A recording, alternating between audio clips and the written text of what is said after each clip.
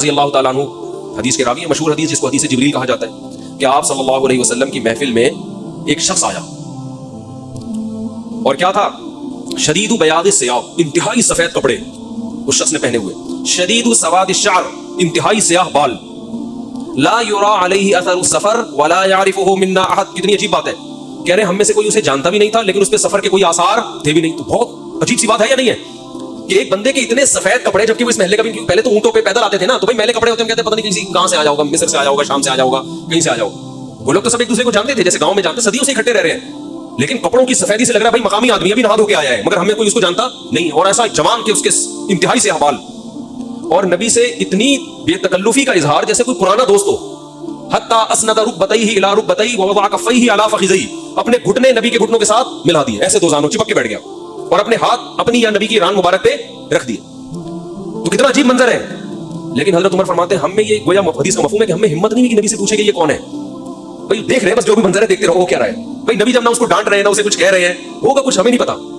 اور پھر آگے کیا فرماتے ہیں کہ نبی سے سوال پوچھا، یا محمد اخبرنی عن الاسلام، آپ مجھے بتاؤ اسلام کیا ہے۔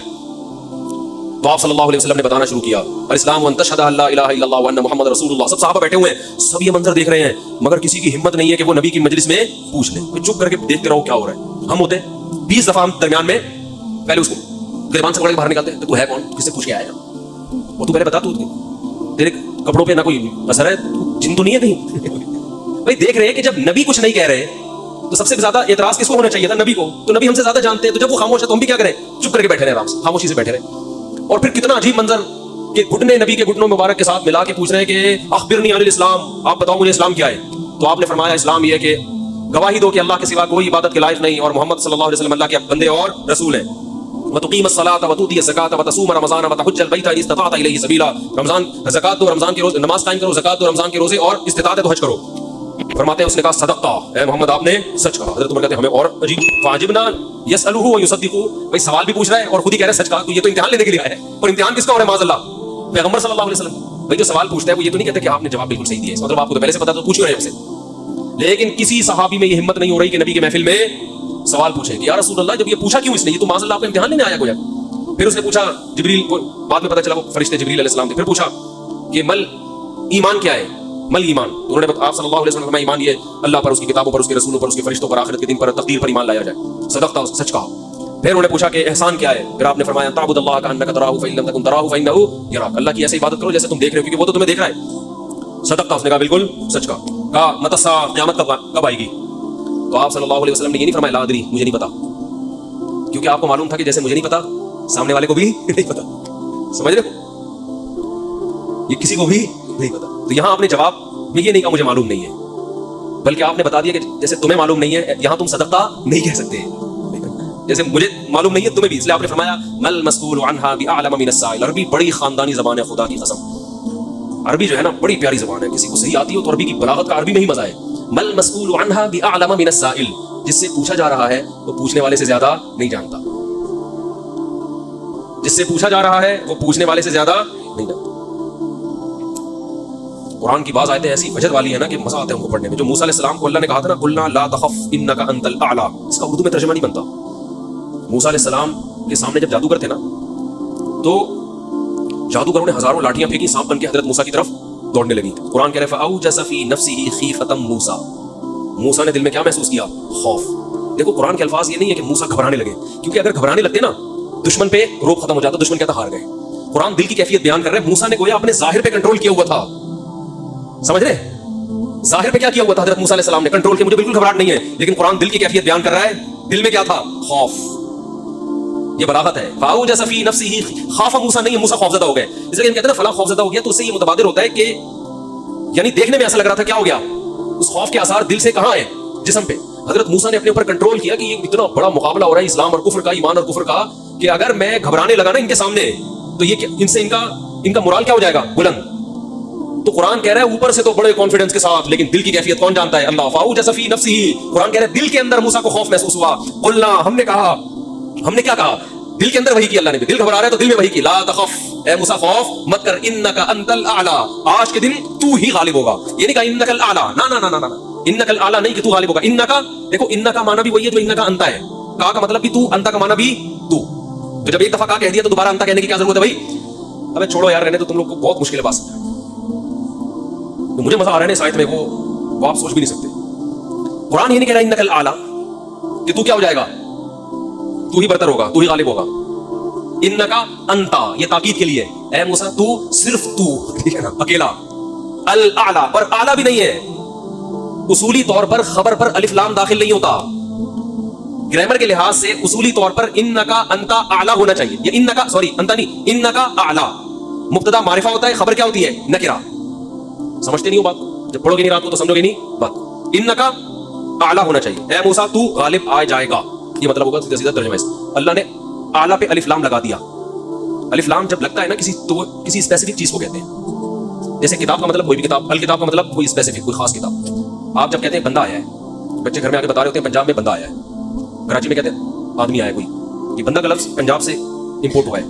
کراچی میں لوگ کہتے تھے کوئی انسان آیا، کوئی آدمی آیا، تو پنجاب میں کیا کہتے ہیں اس کو؟ بندہ آیا. اچھا شگون کے انسان کا بچہ بن جائے، وہ بندہ بن جائے، ٹھیک ہے نا. تو ہم جب کہتے ہیں کوئی بندہ آیا ہے، یہ ایک بندہ آیا ہے، تو ان نون ہوتا ہے. ابو کو بتا رہے ہوتے ہیں ابو ایک انکل آئے ہیں، اس کا مطلب کیا ہوتا ہے؟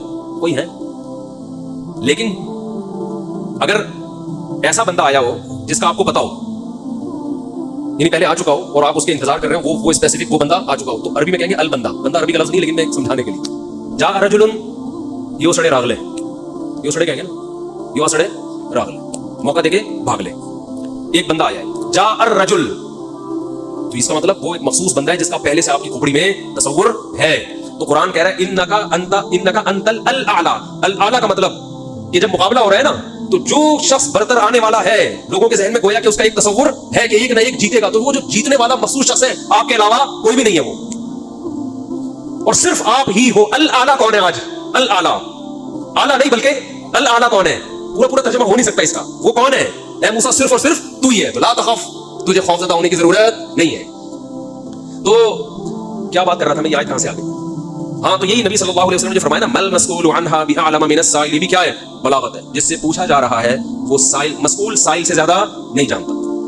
تو پھر حضرت جبریل نے، وہ جو انسان تھے، وہ جبریل تھے انسان کی شکل میں آئے تھے، انہوں نے پوچھا کہ علامات بتائیں، تو آپ نے فرمایا انت لد الامۃ ربتہا.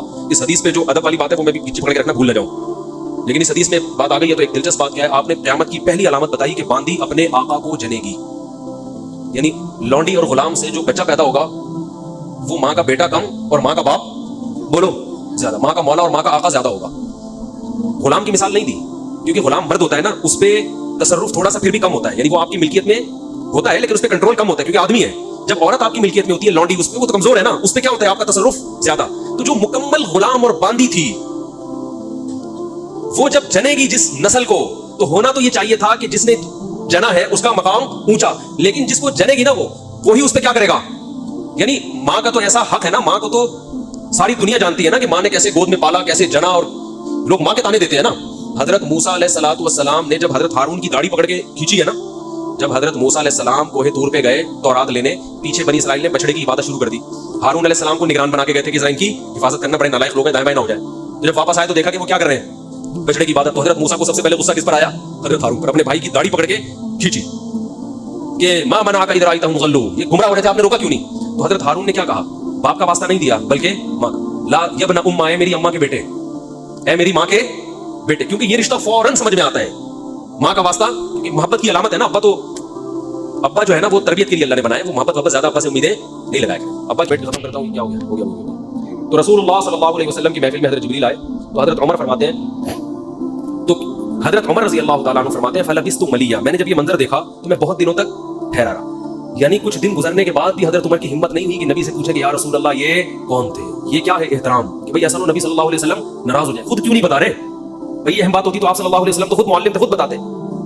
تو فرماتے ہیں کچھ دن کے بعد خود نبی نے مجھ سے پوچھا کہ عمر جانتے وہ شخص کون تھا؟ میں نے کہا اللہ اس کے رسول ہی زیادہ جانتے ہیں. فرمایا ھذا جبریل اتاکم یعلمکم دینکم، یہ جبریل تھے، انسانی شکل میں آئے تھے تمہیں تمہارا دین سکھانے کے لیے. اس سے پتہ چلتا ہے کہ تعلیم کا صرف یہ طریقہ نہیں ہے کہ استاذ بیٹھ کے بچوں کو پڑھاتا رہے سارا دن بیٹھ کے. یہ نیچرل وے آف ٹیچنگ ہے کہ ایک ماحول بنا دیا، ایک شخص آ رہا ہے، صحابہ تک، اچھا پھر ایک تعجب کی فضا قائم کی گئی تاکہ نا ان کو یہ محفل یاد رہے. اگر ایسا ہی ہوتا وہ نارمل ڈریس، سفر والے ڈریس میں آتے تو یہ تو نارمل مجلس سے کوئی مسافر آیا. ایسا ایک مخمصے میں ڈالا گیا کیونکہ جب کوئی ایسی عجیب سی محفل ہوتی ہے نا تو دماغوں میں بیٹھ جاتی ہے، اس کا ایک ایک منظر یاد رہتا ہے، تو اس سے ماحول کی تبدیلی کا بھی انسان پہ اثر پڑتا ہے. تو صحابہ کیا کر رہے ہیں؟ نبی صلی اللہ علیہ وسلم سے سوال پوچھنے سے پہلے ایک اور واقعہ سنا کے بس یہ میں ٹاپک ختم کرتا ہوں. ایک اور واقعہ ہے, حدیث میں آتا ہے کہ آپ صلی اللہ علیہ وسلم نے ظہر یا عصر کی نماز پڑھائی, صحیح حدیث ہے, اس میں آپ نے 4 کی جگہ 3 رکعتیں پڑھا دی. کتنی؟ 3. اب صحابہ سوال نہیں پوچھ رہے کہ یا رسول اللہ یہ آپ سے غلطی سے ایسا ہوا ہے, کیا ہوا ہے, خوف زدہ. حضرت ابو بکر عمر بالکل پیچھے بیٹھے ہوئے ہیں. حدیث میں آتا فہابا ان یتکلماہ, آپ گھبرائے کہ آپ اس بارے میں نبی سے سوال پوچھیں. کیوں؟ ہو سکتا ہے نبی کو اس بات پہ غضب آ جائے کہ بھائی جب میں نے 3 پڑھائی ہیں تو میرے 4 پڑھنے سے جب 4 کے ہاں تمہاری یہ نیکی لکھی جا رہی ہے, تو حلال کی طرف آؤ اور کسی کی مت سنو. سمجھتے ہو؟